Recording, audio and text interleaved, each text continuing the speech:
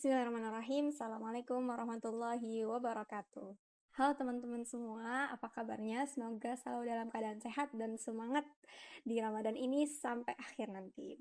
Di video kali ini, aku, Arifah Amal, insya Allah akan sharing-sharing terkait dengan satu topik yang aku pribadi ini udah lumayan penasaran dengan jawabannya dari Ramadan-Ramadan tahun lalu. Nah, jadi mungkin teman-teman udah pernah dengar juga uh, tentang riwayat ini atau tentang cerita ini. Dan mudah-mudahan ketika kita coba bahas, kita bisa dapat manfaatnya dan ini menjadi penyemangat kita di 10 hari terakhir bulan Ramadan. Para sahabat, kemudian ulama, tabi'in, generasi-generasi sebelum kita, generasi-generasi soleh sebelum kita, itu bagaimana mereka menghabiskan waktu dengan Al-Quran. Nah, yang paling terkenal, salah satu yang paling terkenal itu adalah Imam Syafi'i. Nah, siapa yang nggak kenal Imam Syafi'i ya kan? Imam yang mazhab fikihnya mayoritas dipakai di Indonesia. Diceritakan ya di berbagai riwayat dan juga di berbagai kitab ulama bahwa Imam Syafi'i itu kalau di bulan Ramadan itu menghatamkan Al-Quran 60 kali dalam sebulan.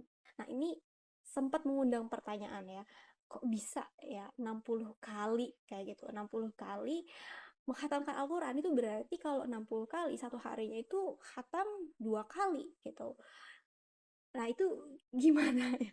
Gimana bisa mencapai level itu? Nah, ini sebenarnya nggak cuma Imam Syafi'i aja, tapi banyak juga kayak misalkan Ibnu Asakir itu khatam tiap hari, kemudian Al-Aswad, ulama juga, tabiin juga itu menghatamkan Al-Quran 2 hari sekali kayak gitu. Jadi Masya Allah banget ya habit-habit Quran khususnya di bulan Ramadan dari para ulama kita terdahulu. Nah, khususnya Imam Syafi'i ini.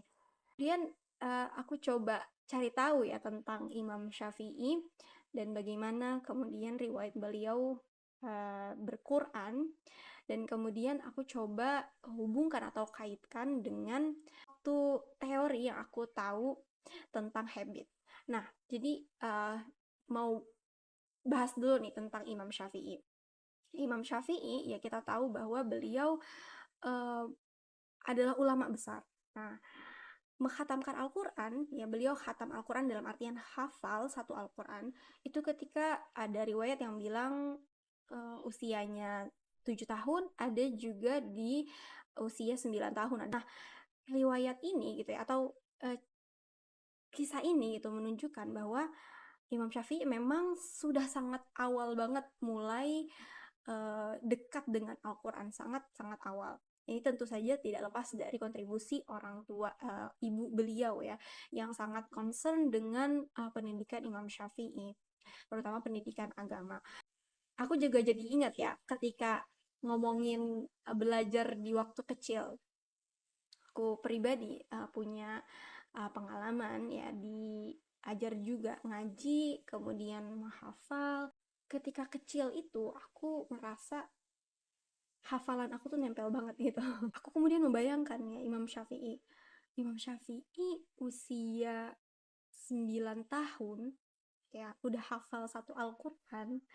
Berarti punya banyak banget waktu ya dari 9 tahun sampai dewasa untuk kemudian mematangkan interaksinya dengan Al-Quran. Semakin dekat dengan Al-Quran, semakin mendarah daging Al-Quran di dalam dirinya.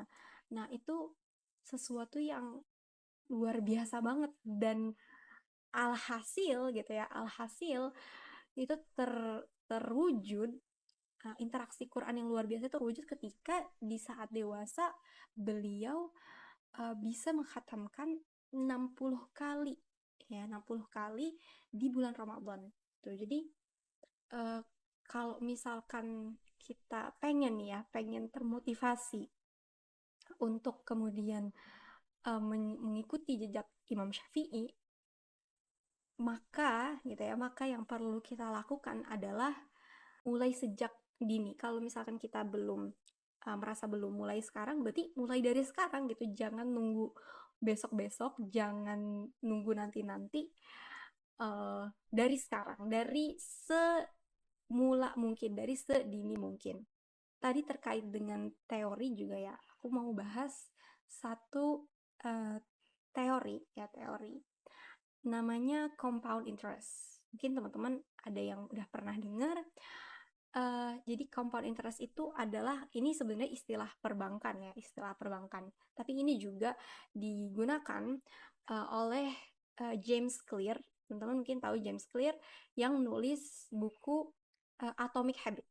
Nah, di buku Atomic Habit itu beliau mengatakan bahwa 1% dari kebiasaan kita, kalau misalkan kita bisa melakukan itu secara konsisten, gitu ya, 1% lebih baik setiap hari, 1% lebih baik dari hari yang kemarin. Itu kalau kita konsisten 1% aja, 1%, itu kita bisa berubah 37% lebih baik di akhir tahun. Bayangkan itu adalah kebaikan gitu ya, kebaikan atau habit tadi, habit Quran.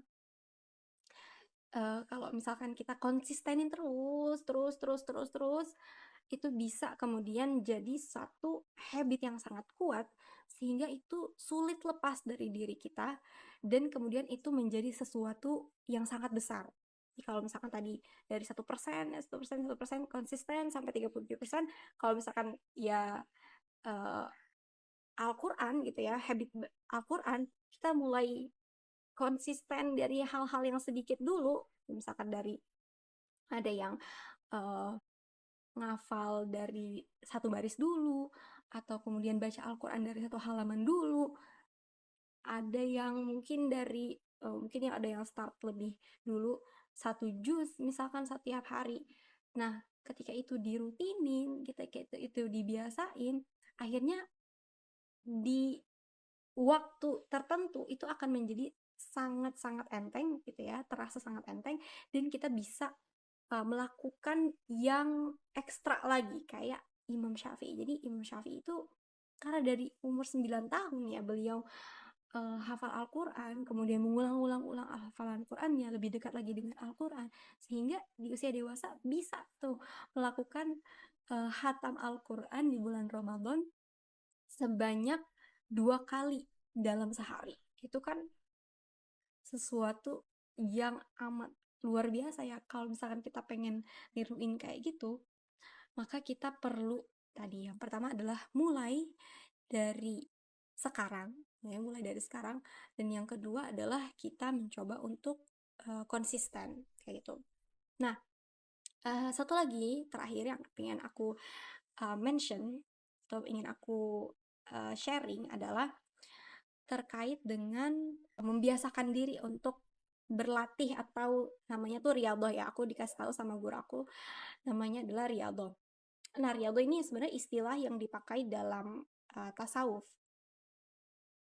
Untuk apa? Riyadhah ini sebenarnya adalah latihan spiritual atau latihan untuk mendidik diri, mendidik jiwa kita untuk menjadi lebih disiplin. Kita bisa mengekang hawa nafsu kita dan menghiasi diri kita dengan perbuatan-perbuatan baik kayak gitu.